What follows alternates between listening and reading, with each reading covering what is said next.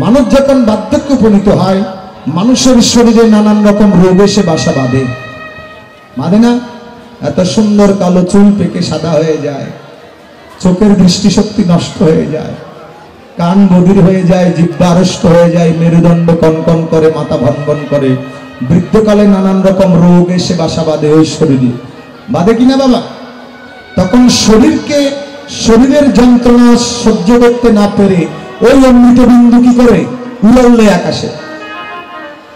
যাকে ছুরি দ্বারা কাটা যায় না, জল দ্বারা ভেজানো যায় না, আগুন দিয়ে পুরানো যায় না, বাতাস দিয়ে শুকানো যায় না, সংসারের মধ্যে ওই বাষ্প দিয়ে সূক্ষ্ম করা যায় না। তিনি কেমন?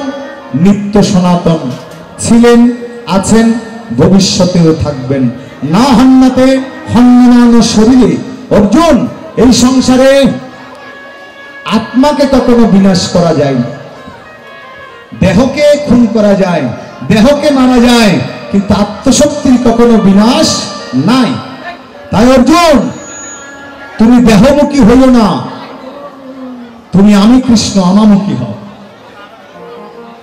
তুমি জীবিত থাকা অবস্থায় আমামুখী হও, আমার শরণ নাও, আমার কথা শোনো।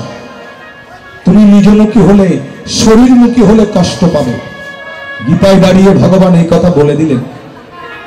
গীতায় অর্জুনকে উপলক্ষ করে এই কথা বললেন, কিন্তু আমরা কানে কালা, আমরা কৃষ্ণমুখী নই, আমরা গীতামুখী নই, আমরা গুরুমুখী নই, আমরা কি মুখী? মা বিষয়মুখী, সংসারমুখী হয়ে বসে আছে।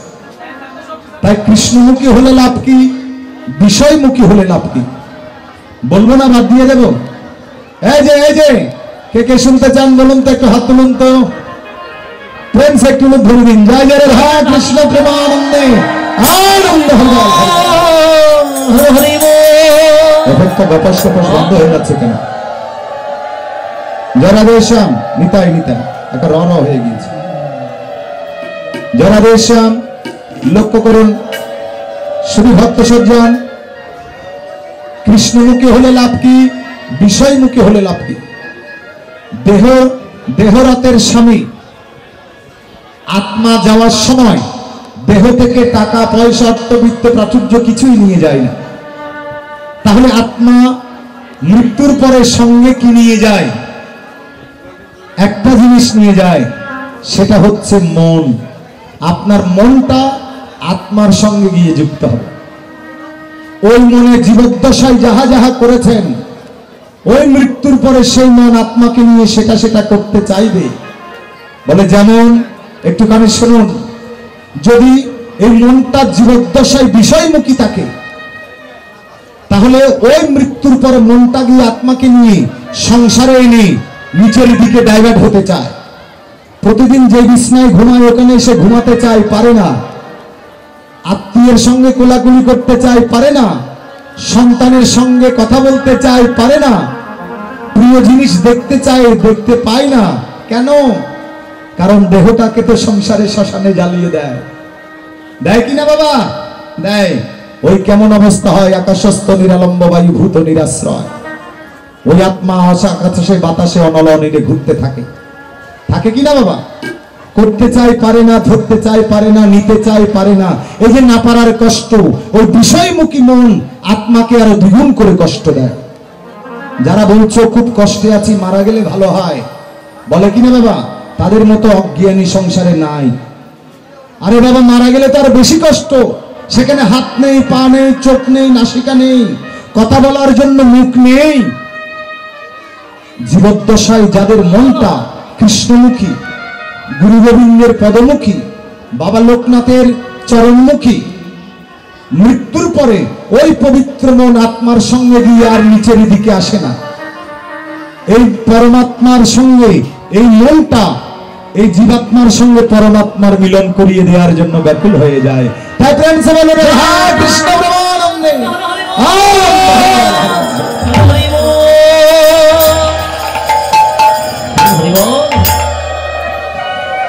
কৃষ্ণমুখী হওয়া ভালো নাকি বিষয়মুখী হওয়া ভালো? কৃষ্ণমুখী হওয়া ভালো। হরিনাম কৃষ্ণ নাম বড়ই মধুর, যে যেন মন কৃষ্ণ ভজে সে বড় চতুর। একটা কথা আছে না মা, আছে না? মাকড়সা দেখেছেন তো? মাকড়সা জাল বুনে মুখের লালা দিয়ে জাল তৈরি করে, শেষ পর্যন্ত নিজের জালে নিজেই আটকা পড়ে মৃত্যু হয়, হয় কিনা? এগুলি তো প্র্যাকটিক্যাল কথা। ঠিক তেমনই এই সংসারের মধ্যে মানুষ হয়ে এসে যারা কৃষ্ণ নাম করে না, হরিনাম করে না, তারা সংসারমুখী থাকে, বিষয়মুখী থাকে, তারা নিজেদের জালে নিজেরাই আটকা পড়ে মৃত্যু হবে, মুক্তি তাদের সংসার থেকে হবে না। হবে কি বাবা? হবে না। তাই ভগবান আজি পরের মাঝি, ভগবান ডাক দিয়েছেন। ভগবান ডাক দিয়েছেন, গীতায় দাঁড়িয়ে তিনি ডাক দিলেন। একটা ছোট্ট করে গান, সবাই মিলে একটু গানটা শ্রবণ করবেন। এন্দ্র কিশোরের গান আপনারা শুনেছেন, অনেক সুন্দর গানটি। একজন ভক্ত ইউটিউবে দেখে এই গানটির অনুরোধ করেছে, তাই শুধু ভক্ত সজ্জন গীতায় দাঁড়িয়ে ভগবান ডাক দিলেন। ডাকে দিয়েছে দয়াল আমারে, রহিব না আর বেশি দিন তোদের মাঝারে। আইরে ডাক দিয়েছে দয়াল আমারে,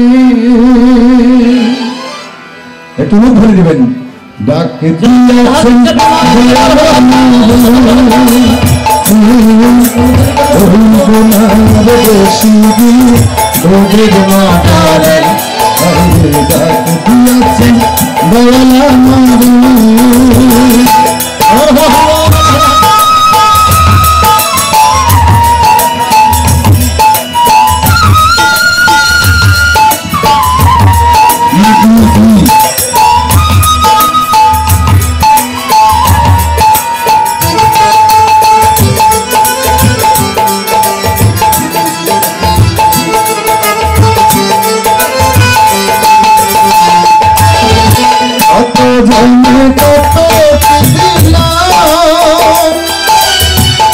ভালোবাসার মালা খানি গলে পড়িলাম, গলে পড়িলাম।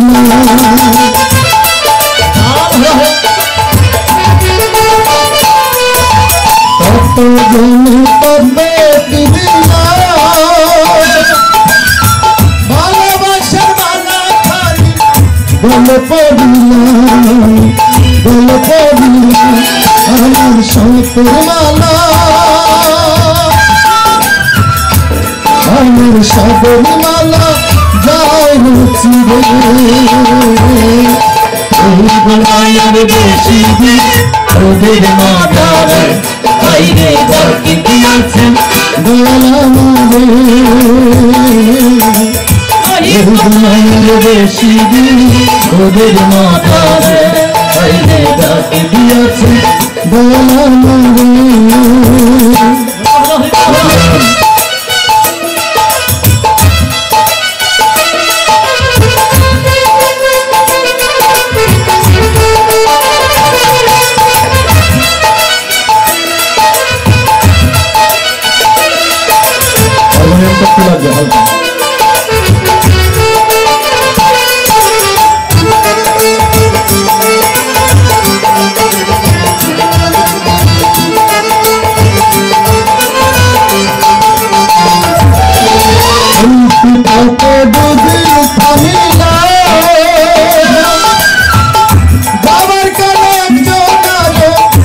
देखना पाइला देखना पाइला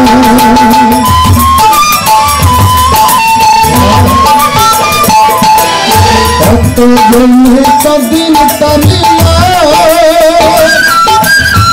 दावर कले एक जानो देखना पाइला देखना पाइला আমার সঙ্গের সাথী